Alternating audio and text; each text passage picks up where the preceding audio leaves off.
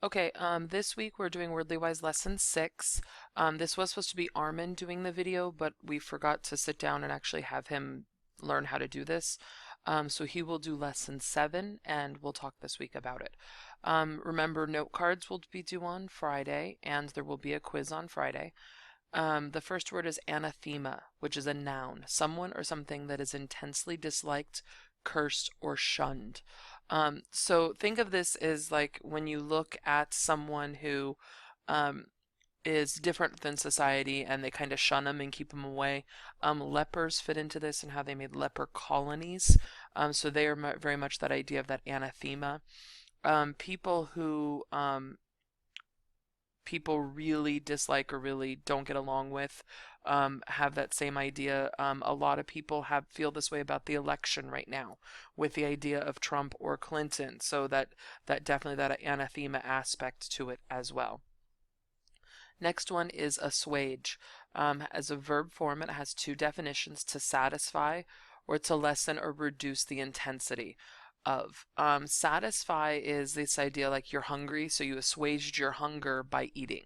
So you satisfied your hunger by eating. The same thing with lessen or reduce the intensity of. So if you assuaged your cravings, you reduced your cravings. Okay, so you lessened it. You made it feel better. So if your back hurt, you took Tylenol to assuage the pain in your back or to lessen the pain in your back. Avuncular is an adjective, like a benevolent uncle, familiar and indulgent. Benevolent means friendly and helpful. So what that means with like a benevolent uncle is that usually you have a family member that is benevolent, friendly, helpful that you can go to for anything. They're familiar, they're indulgent, as in they're helpful. They help you with things, they get you things, they would be there for you in any case. So someone who is avuncular has those aspects to them. Convivial is an adjective. Sociably concerned with good company and festivities.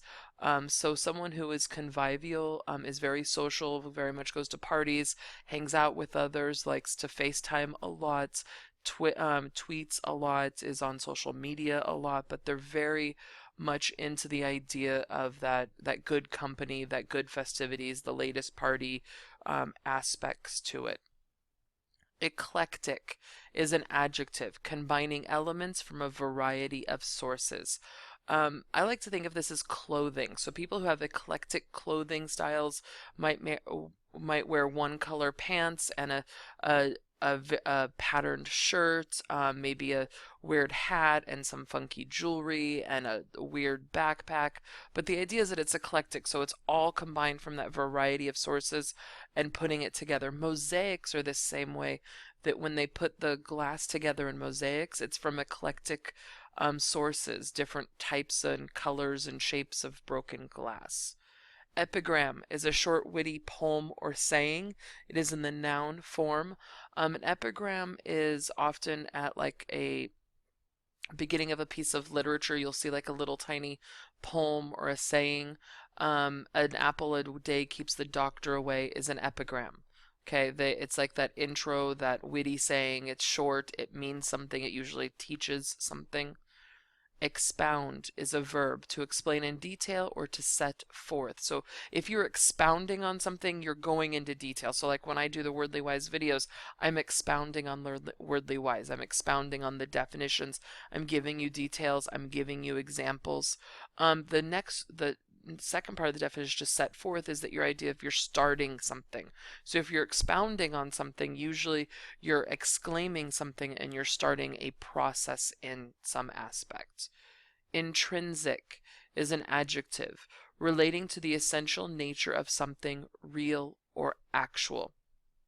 So if something is intrinsic, it's the nature of it. So it's an essential nature.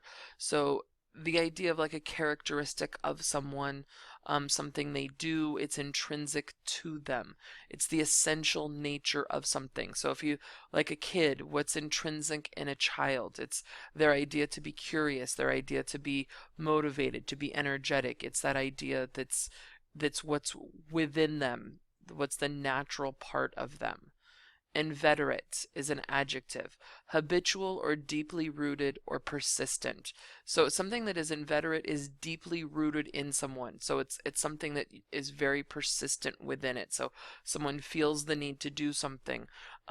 Someone feels the need to play music all the time. Someone feels the need to get up and move all of the time. It's that persistent aspect, or that inveterate, habitual, deeply rooted aspect. This has a lot to do with people's personalities and what they do and how they feel about things. Mogul is the perfect word right now. Is a noun, a very powerful or wealthy person, or a magnet. Donald Trump definitely fits this. Bill Gates, Oprah Winfrey, people who were very powerful, very wealthy, definitely fit into this idea of being a mogul. Munificent is an adjective, extremely generous, liberal in giving. So a mogul and a munificent often go together. So especially in relation to Bill Gates, he is a mogul, but he's also a munificent mogul.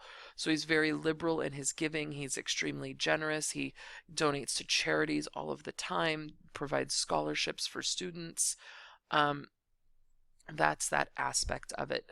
Ellen and Oprah definitely fit into this as well. Nascent is an adjective, beginning to exist or emerging. So it's almost like the idea of, I think of like an egg, and when it starts to hatch, it's that nascent stage. So it's that bird emerging from the egg and beginning to exist, or it's the fish or the tadpole just starting to come out and break from that egg and just starting to become into existence. You could also think of this as an idea. So if that first moment that you have that idea, you have that thought, it's a nascent idea. Okay, so it's that emergent or beginning stage. Perspicacious is an adjective. Clear-sighted and shrewd.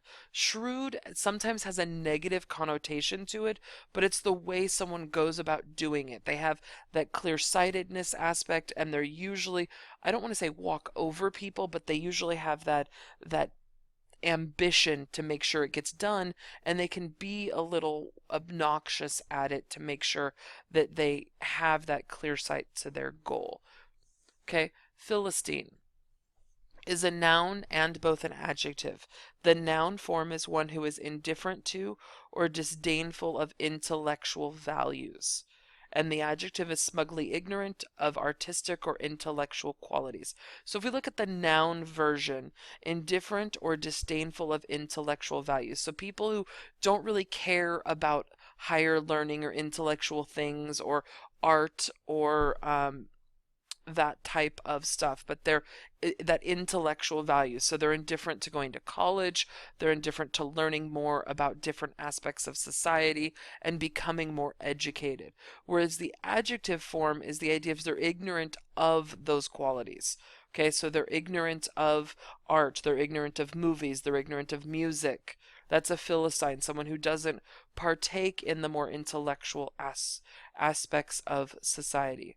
Propitious is an adjective tending to favor or assist and encouraging. So someone who is propitious um, favors someone, but not necessarily in a bad way. This is more of a good way. So they favor you, so they're helping you.